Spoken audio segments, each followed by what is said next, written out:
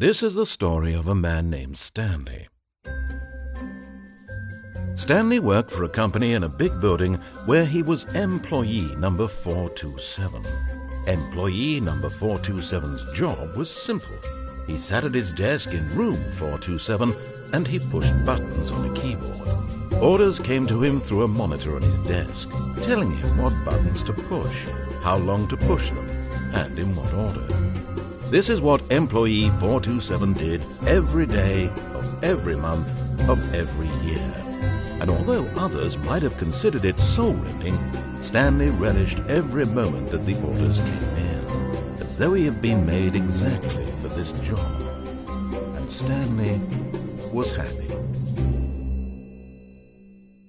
And then one day, something very peculiar happened.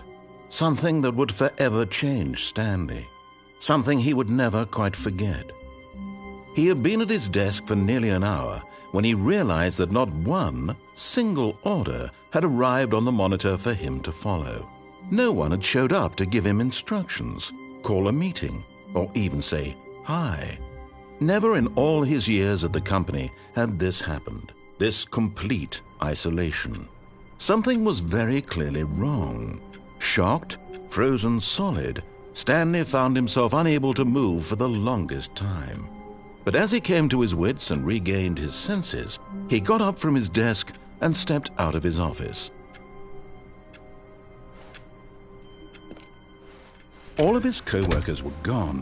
What could it mean? Stanley decided to go to the meeting room. Perhaps he had simply missed a memo.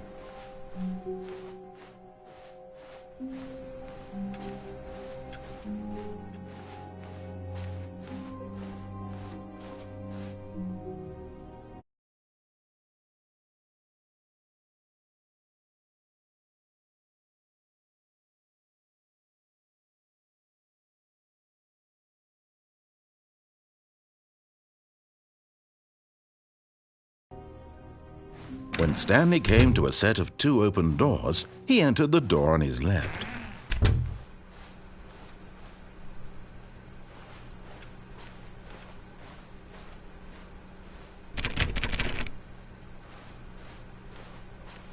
Yet there was not a single person here either. Feeling a wave of disbelief, Stanley decided to go up to his boss's office, hoping he might find an answer there.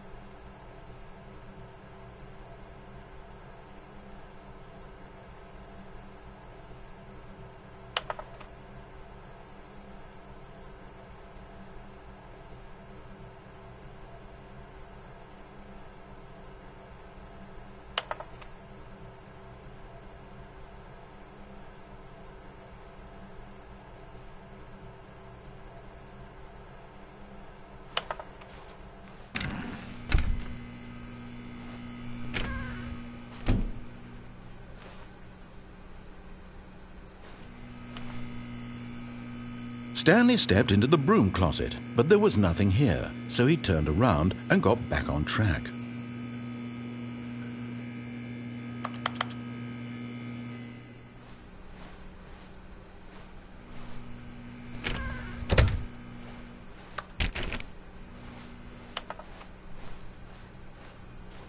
Coming to a staircase, Stanley walked upstairs to his boss's office.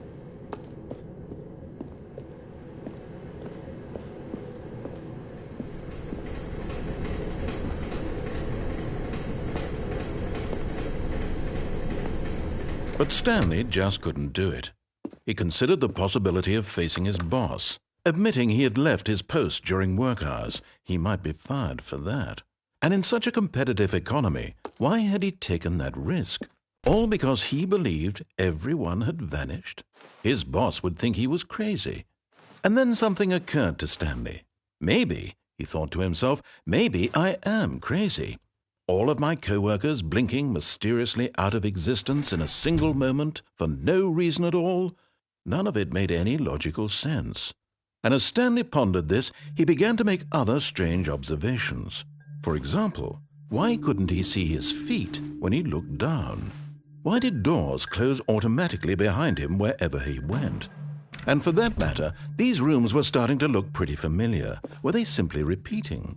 No, Stanley said to himself, this is all too strange. This can't be real.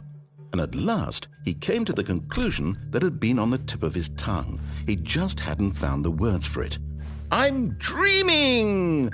he yelled. "This is all a dream." Oh, what a relief Stanley felt to have finally found an answer, an explanation. His co-workers weren't actually gone. He wasn't going to lose his job. He wasn't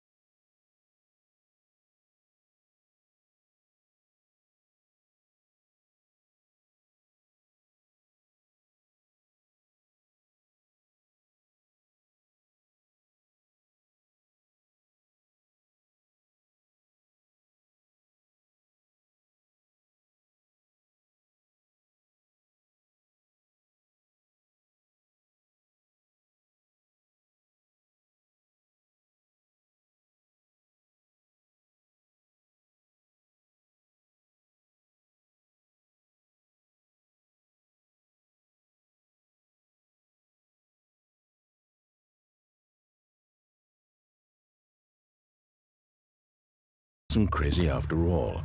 And he thought to himself, I suppose I'll wake up soon. I'll have to go back to my boring real-life job pushing buttons. I may as well enjoy this while I'm still lucid. So he imagined himself flying and began to gently float above the ground.